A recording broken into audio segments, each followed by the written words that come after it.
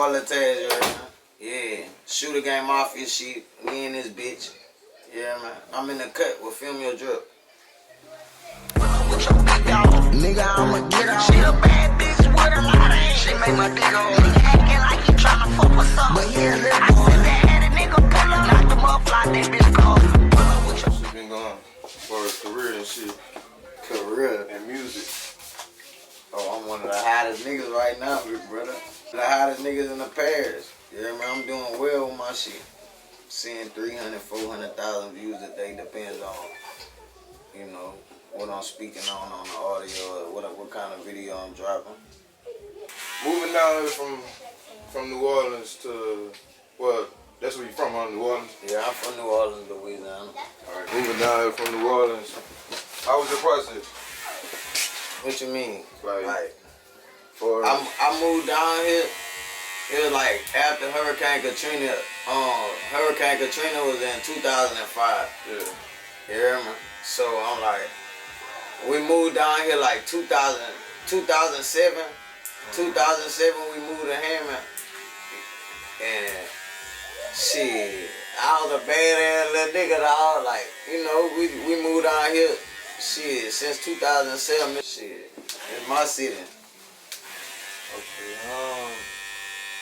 did you go through any like different changes from being in like New Orleans to Hammond? Did you go through any type of like drastic changes, like when you first moved out here, or like anything that was different? Yeah, we first moved out here, we had to fight everybody to fucking walk past that.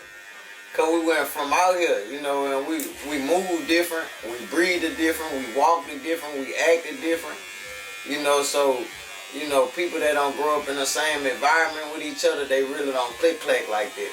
But as over the years, you know, like, you know, we start getting friends and meeting people at school and, you know, just growing up with people, you know, over the time and shit, you know, we just started to blend into our community and our habitat. This online, they were like, when y'all first moved out, y'all really had the motion for it, like the females and stuff.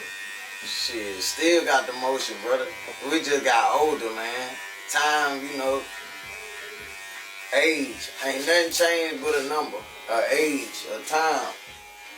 What made you want to start with the, like what made you get in the entertainment business for like the rapping and stuff? Like what was your first step? My first time ever in the studio, I stole me a bike, and that's when Reg.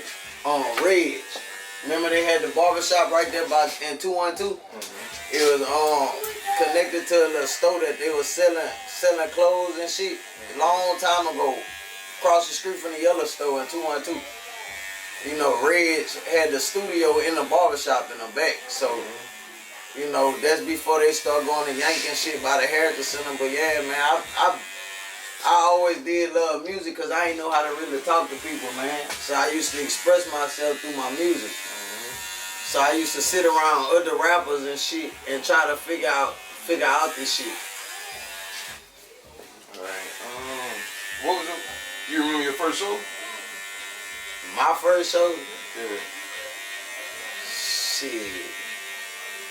Well, how about the first song? You remember the first song? I remember I had some of the concerts. Well, I don't remember my first show. I know they ain't pay me. Shit, I probably begged to jump on that stage. You hear me? Man, let me play my song. Matter of fact, I think my first show was in Picayune, Mississippi. Picayune, Mississippi. And I was signed with Iced Out Entertainment with Lil Poker. And that's the first nigga ever gave me, you know, a chance to even get on the stage. But I think that was in Picayune, Mississippi, or was somewhere in Mississippi. That was my first concert. But my first song, nigga, the first song I ever recorded, I recorded that bitch by Gello. Remember Gello on National Street? Oh, yeah. You hear me? Big shout out to Gello. Big shout out to Gello for Mooney, you hear me? He the first nigga ever put me in the studio. You hear me? Him and his son Gello. Rest in peace, Big Mike. And speaking of Mooney, any people that you remember from Mooney or like used to do music with They're still doing music now. They like that's still trying to pop their shit. yeah. Shit, Mooney. Yeah. We ain't got too many rappers. Cause most of all the Mooney niggas really hood niggas. Like really money getters. Like when you come to Mooney, it was all about getting money in Mooney. You see what I'm saying? We ain't had no bullshit in Mooney, ain't no mess was in Mooney like around our era. You know, it was really about getting money and shit. We was badasses and shit around that bitch doing all kind of badass shit. But the older niggas in Mooney, the only nigga I know that I can say do music from Mooney is Lynn Black Migo. Shout out to Lynn, man. That's the only nigga I can say do music from Mooney, cause I don't really listen to rappers. So I really don't know who rapping now, who doing what with this entertainment business. But shout out to Lynn Matthews. That's like a brother to me. We started off with this shit together. J-Mo Walker, he from Mooney 212. I don't know where the fuck he from, but when I first met him, he grew up in Mooney. You know, he stayed in Mooney on Natchez Street, right down the street from my house there since we was kids. So shout out to J-Mo Walker and Black Migo Lynn. Who else? I don't know too many rappers. I don't really fuck with rappers. Oh yeah, me and my brother Rashad, long live Rashad, forever Rashad, definitely. Yeah, man. We started this shit together, me and him, bro. I don't really, you know, but we took over social media. We took over the internet in so many different ways. Like, you can have bad ways to look at it, and you can have good ways to look at it. You hear me? We started off just playing all my music because Rashad was my #1 fan. I made a song called Rollin'. Bitch, I'm rolling. You know, and every day we was just buying liquor 24/7. Every day we buying liquor, buying X pills, turning up. We young, we having fun. We don't give a fuck. We got our own house. Just two brothers sharing the house, woo to woo, we bachelors. You hear me? So, some just told me, see, I was the type of nigga I'd get like 3-4 likes. Get like 3-4 likes on a picture. I'd get like 10-15 views. You feel me? And I'd be happy because I got 10 views on my video. I'd be like, man, I got 10 views on that bitch. I'm doing good. You hear me? But in reality, niggas be like, man, that nigga got 10 views. He ain't doing shit. You hear me? But I never was a social media type nigga or none of that. You hear me? The type my emotions start fucking with me. My emotions start fucking with me and I start feeling like I needed to express myself on camera and shit. But me and my brother, we took off with the social media shit, you know. We was going live together. He was my hype man. You know, we was on some Tupac and Biggest Ball type shit. Like, whoa, P. Diddy and the hype man, goddamn it, with them boys. You feel me? That was type of shit we was on. Rashad was my #1 fan, man. I love my brother. You just keeping this and that. Yeah. And shit, we was going live on Facebook, bro. And we just start going about like something just told me prop the phone up. So I propped the phone up in the window. You hear me? And I'm like, Rashad, we gonna play that rolling back to back. We're gonna play that rolling back to back, back to back, back to back. He like, man, ain't nobody gonna watch our live because you gonna keep playing the same damn song. Woo to woo. So we playing that rolling. Bitch, I'm rolling. I'm like, oh, they got 100 views on this bitch as of point. That's all I remember. The next thing you know, Rashad, he was fucking with Scotty Kane. He really liked the Scotty Kane music and shit. So we going live. So he played that Scotty Kane song. He was like, throw them bitches to the floor. He going hard on my live. And the only thing I said was, man, turn that shit off, man. Nigga don't listen to no fucking Scotty Kane. You know, and somebody screen recorded it and sent it to the man. And he responded it. You hear me? So like in like 10-15 minutes, I had 1 million views on my live. Like, I'm the only nigga in Hammond, Louisiana, bro, like, in the 985, ever went live on Facebook and had 1 million people watching me at one time. You ever seen, like, 1M with an eyeball on your Facebook live? That shit crazy. So, you know, I kept doing it. So, like, every time I pressed that live button, it was crazy as fuck. Because you'll see like 500,000 people, then you'll see 20 million people. I'm like, not 20, I see like 500,000, like 20,000, and then it will start dropping and shit. Then the next day will come, you will have like, you feel me, 1,500, 2,000, 4,000 people. So I'm like, damn. So I just start going, but like I can't even go nowhere no more because everybody know who the fuck I am in Louisiana. It don't matter what city. You know, I done been at damn near every city in Louisiana promoting. I done been to over 17 states in 2 months promoting my music. So it's way bigger than the 985 when it come down to me with music. That's why I say I don't fuck with rappers. And what artists you willing to do music with in the 985? What artists I'm willing to do music with? Yeah. In the 985? I'm willing to work with every artist in the 985. It's pressure. I don't have a certain artist that I'm ready to work with every artist in the 985, but shit. Like I told you, I work for this. Ain't nobody gave me this, so, you know, it ain't nothing for them to just hit me up like, shit, I got enough money for a feature, I'm ready to do a song with you. I'm not gonna argue with you or turn you down. You can send me an open verse, I'm gonna send that bitch back to you the same day. You know, life is life then. You hear me? Life is life, and that's all I can say, and I'm just trying to make it better. You hear me? I'm trying to get bigger and bigger with my music. You know, once again, I'm willing to work with not just, you know, any and every rapper in the 985. I'm willing to work with any and every artist, period. You could be from anywhere. You see what I'm saying? Got a few projects with a couple big people that I ain't never speak on or never release yet. You know. Yeah, I seen you and Fox had did some shit, huh? Yeah, shout out to Fox a Million. I fuck with Fox. You know, that's like a brother to me. I could pull up on him right now. I know where he lay his head at. That type shit. Like, hey, big brother, look, get on this bitch. You hear me? How was the experience of losing your sibling? Shit.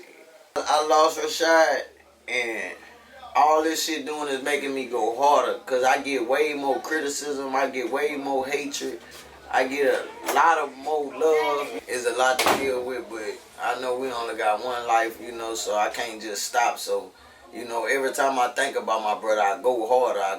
I jump there in the studio, I drop a song. Every time I think about something we went through or anything, I jump dead on the studio and I drop a song. You hear me? And I'm about to drop. So, I think by me losing my brother, it just really made me go harder.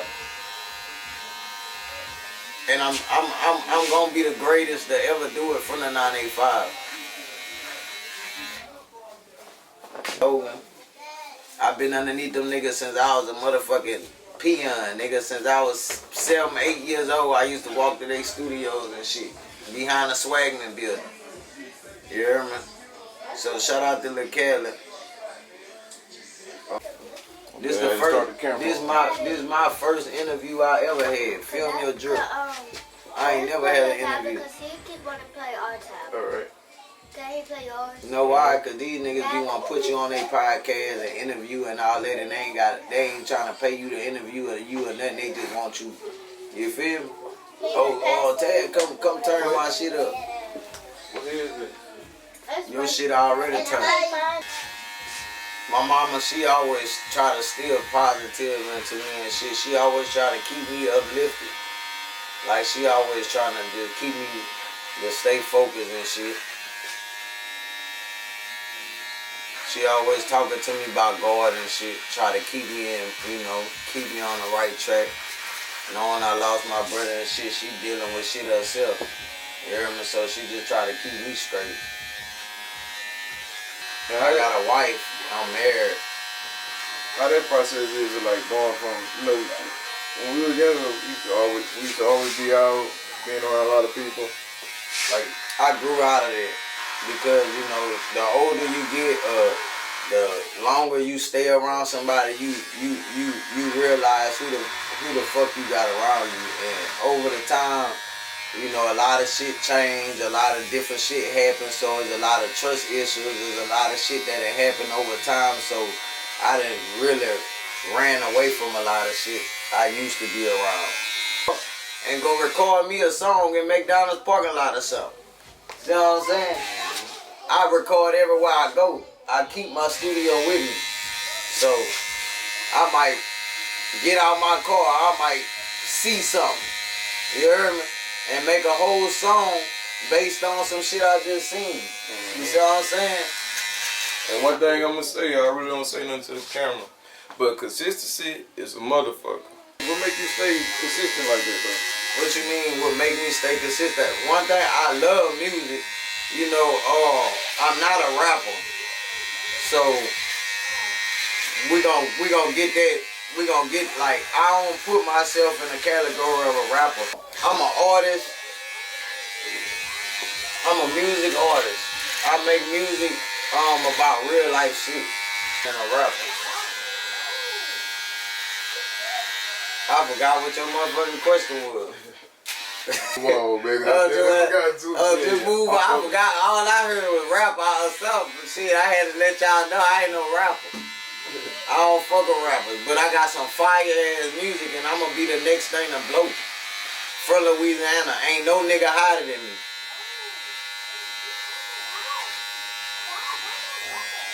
And when you carry that name now, what make me feel like that? No, not really what make you feel like that. What make you wanna just, I know you saying you from New Orleans and you moved to Hammond. What make you wanna put the 985 on your back like that? What make I don't see a lot of, I've been through a lot of shit in the 985. Some people they are from the 985, but then they'll be like, oh, I'm from Baton Rouge. Oh, I'm from other places. Houston or this and that. No, I'm really from Murder Capital. I'm really from New Orleans. I'm really where they get it in at. You hear me? But I ain't grow up in half of my life I grew up in New Orleans and half of my life I grew up in the 985. You see what I'm saying? And when I say the 985, I'm not just saying Hammond.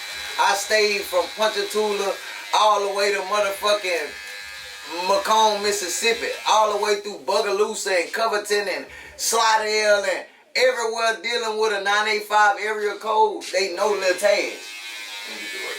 That's why I say I'm the hottest in the 985. I ain't gonna lie.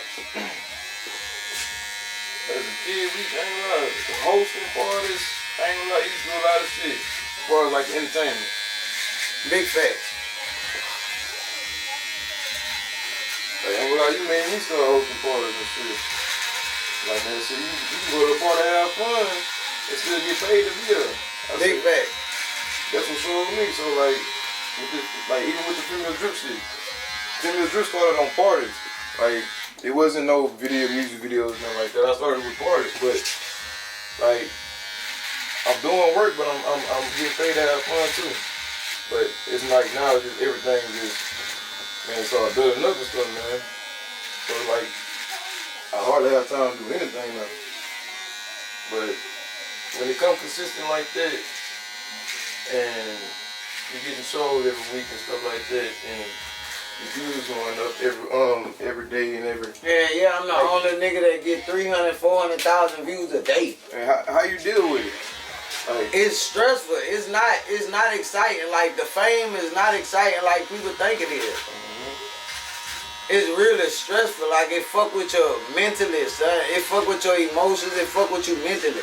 Do the comments fuck with you? The comments don't fuck with me. That's how I became one of the hottest niggas, because I don't even watch the comments. I don't give a fuck about comments when I go live or anything. I don't give a fuck what they say about me. That's why the negativity keep going. A retired nigga rap for rapping and entertainment? I never stop doing music. I could be 80 years old, 90 years old. I'm gonna be in that bitch with my grandkids, dropping music with them. Old ass man in that bitch, drop. You hear me? I ain't gonna never stop. I ain't like this something I love, so why would I stop it? You know, until I die, that's when I'm gonna stop doing music. I don't give a fuck. I've been doing music over 17 years. I got music on YouTube that go 17 years back. So, you know, I already done made it. I already done blew. It's just the right people ain't see me, you know, I guess put that bag.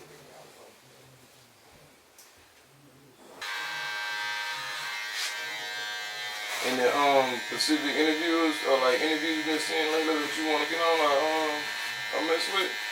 Like, Nah, but I had to fuck with that. Feel your drip though. I had to fuck with that. Them other niggas that want to interview me or whatever they want to talk about, they gotta pay for that. They gotta hit me up like, yeah, look, I only charge $200 for an interview. You see what I'm saying? You want to interview me, hit me up with $200 and I'll jump on any one of y'all shit. But I just don't watch people, so I really don't know what podcasts is or who interviewing people. I just don't know none of that. So if they really trying to interview me or anything, they can direct, you know, hit me directly on the book. And we in the cut with Film Your Drip, Lil Taz and this bitch Shooter Gang Mafia, man. and we out this bitch. Stepping out this hole. Nigga, I'ma get her. She a bad bitch with a lot of ass. She make my dick hole.